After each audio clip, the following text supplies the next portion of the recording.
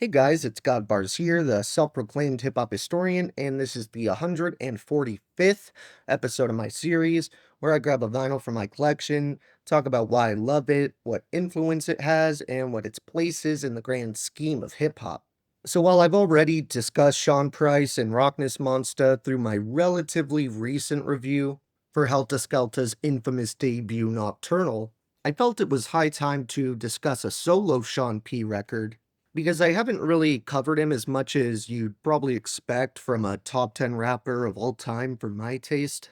As I remember from the Joe Budden podcast from back when it was actually dope, Joe had said something to the effect of who would ever take a top 50 rapper list seriously when it doesn't have Sean Price on it, which I completely agree with.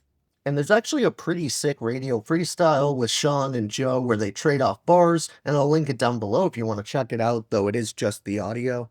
A big reason for discussing P's first solo album today is because, as I mentioned in my Nocturnal video, Sean basically gave the breath of life into a somewhat floundering bootcamp clique in the early 2000s, and the new, unique style he came up with after R.A. the Rugged Man had accidentally kind of crushed his vocal cords, leading his vocal tone to become deeper and more instantly recognizable.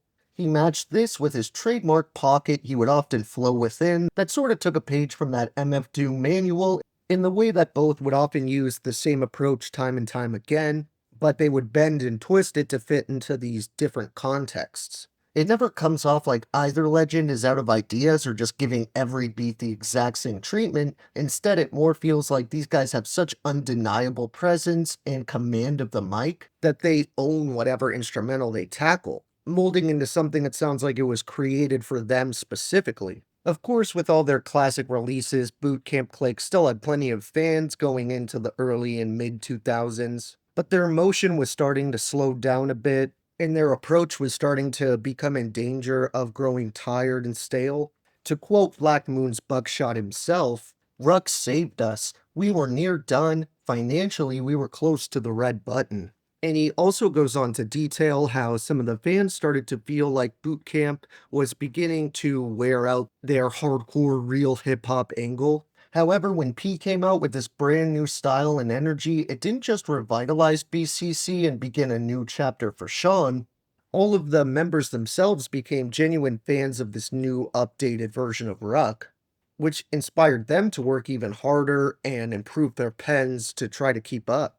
This would ultimately really culminate in 2006's The Last Stand, which ironically was actually the collective's second to last album, and dropped the year after Sean's solo debut that we're discussing today, Monkey Bars.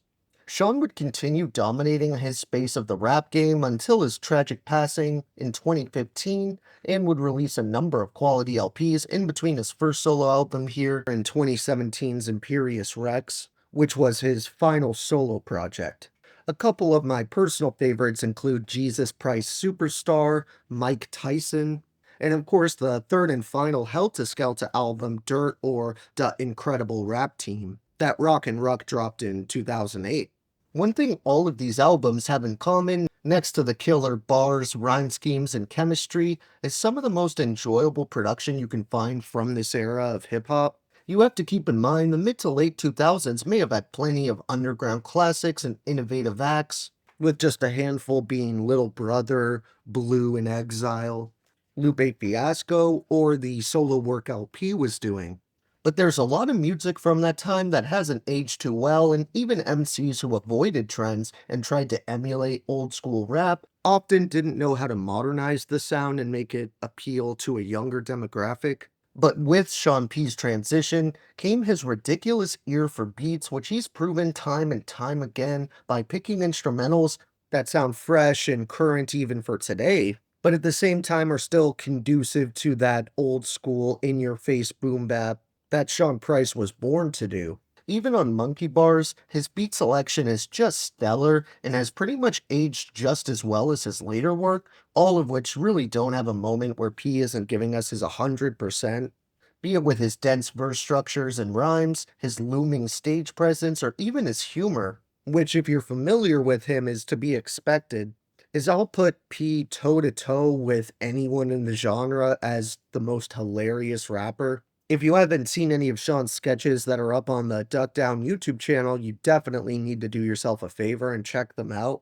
As just a few of the titles include The Joy of Painting with Sean Ross, Sean Price Plays Tennis, Sean Price reporting live from Hurricane Sandy, and of course Sean Price as Sean War versus Pharaoh Monch.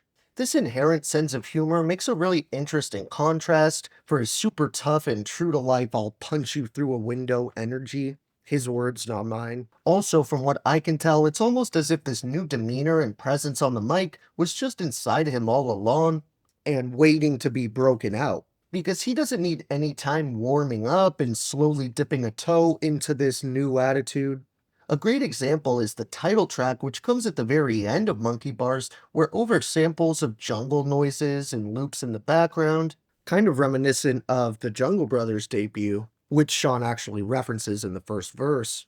P lays down memorable lines like, "Yo, we mighty Joe, young in it, thuggin' it, straight from the jungle, my brother, my people, banana Republican.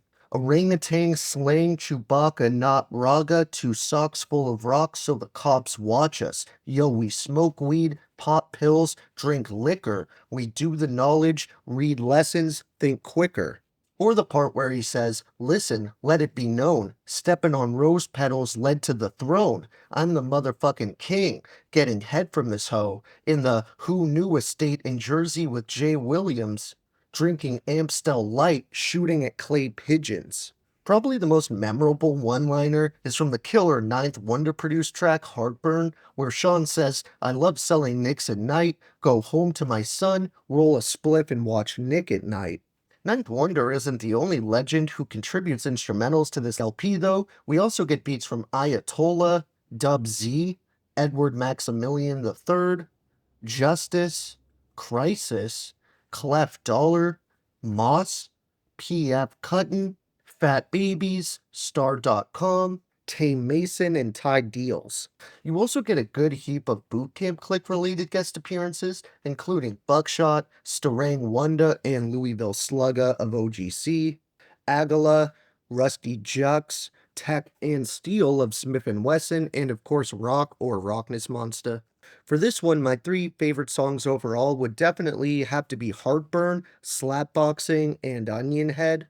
And for my honorable mentions, I think I'd go with Jail Shit, Peep My Words, Boom Baye, Spliff and Wesson, Fake Neptune, and 1-2 Y'all.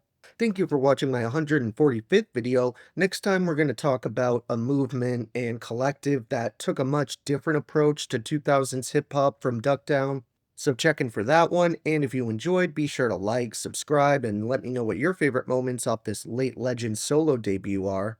Don't forget to have a great day, and I'll see you next time, okay? Alright.